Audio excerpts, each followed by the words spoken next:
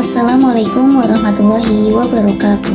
Saya Iin Cayati dengan NIM 2314070126. Saya akan melanjutkan materi dari teman saya pada makalah kelompok 8, yaitu pada poin C, tahapan implementasi kurikulum. Pada kesempatan ini, saya akan menjelaskan mengenai tahapan implementasi kurikulum. Nah, implementasi kurikulum merupakan tahapan lanjutan setelah kurikulum disusun, di mana kurikulum tersebut mulai diterapkan secara nyata dalam proses pembelajaran. Tahapan ini sangatlah penting karena keberhasilan kurikulum tidak hanya ditentukan oleh perencanaannya, tetapi juga bagaimana kurikulum tersebut dijalankan di lapangan. Tahapan pertama dalam implementasi kurikulum adalah perencanaan implementasi. Nah, pada tahapan ini, sekolah dan guru menyusun rencana operasional sebagai pedoman pelaksanaan kurikulum. Perencanaan ini mencangkup kesiapan sumber daya seperti kesediaan guru, fasilitas belajar, media ajar, serta dukungan teknologi apabila pembelajaran berbasis digital. Selain itu, pengelolaan waktu dan penataan ruang kelas juga menjadi bagian penting agar kegiatan pembelajaran dapat berjalan secara efektif.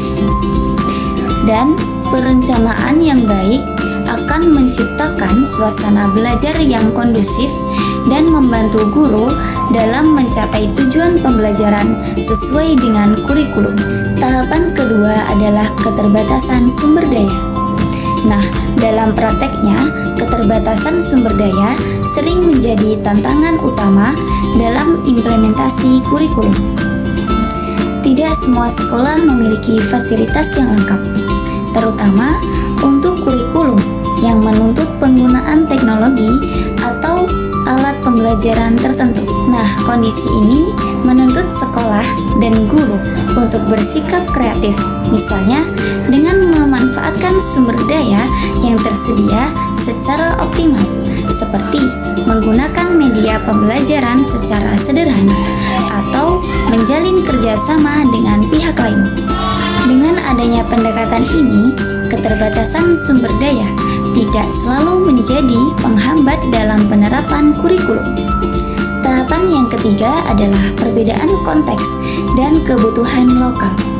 Nah, setiap sekolah memiliki kondisi yang berbeda, baik dari segi sosial, budaya, ekonomi, maupun lingkungan belajar. Oleh karena itu, kurikulum yang bersifat terlalu umum tanpa memperhatikan konteks lokal beresiko sulit untuk diterapkan.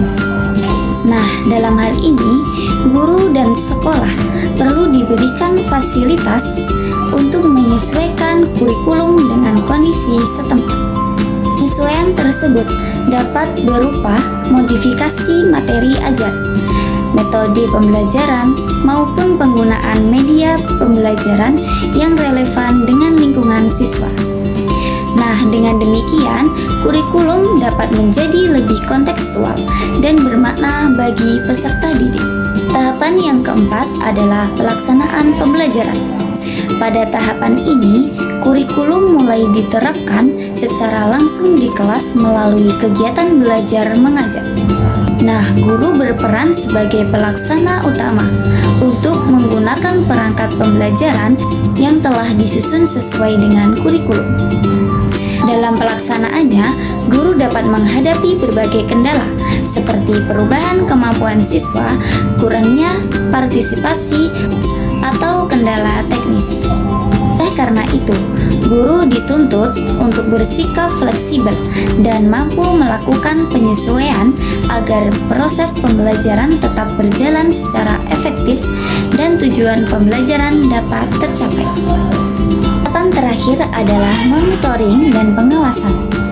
Nah, monitoring dan pengawasan dilakukan untuk memastikan bahwa implementasi kurikulum berjalan sesuai dengan perencanaan yang telah diterapkan.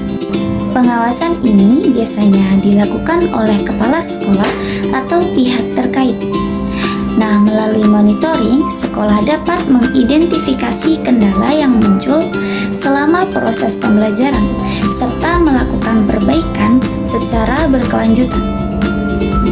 Selain itu, monitoring juga berfungsi untuk meningkatkan kualitas pelaksanaan kurikulum dan meminimalkan hambatan dalam penerapannya. Jadi dapat disimpulkan bahwa implementasi kurikulum merupakan proses yang sistematis dan berkelanjutan.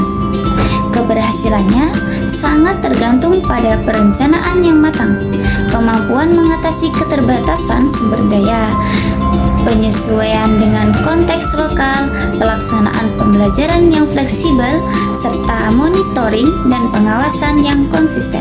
Pahami tahapan-tahapan tersebut, implementasi kurikulum diharapkan dapat berjalan secara efektif dan mampu meningkatkan kualitas pembelajaran.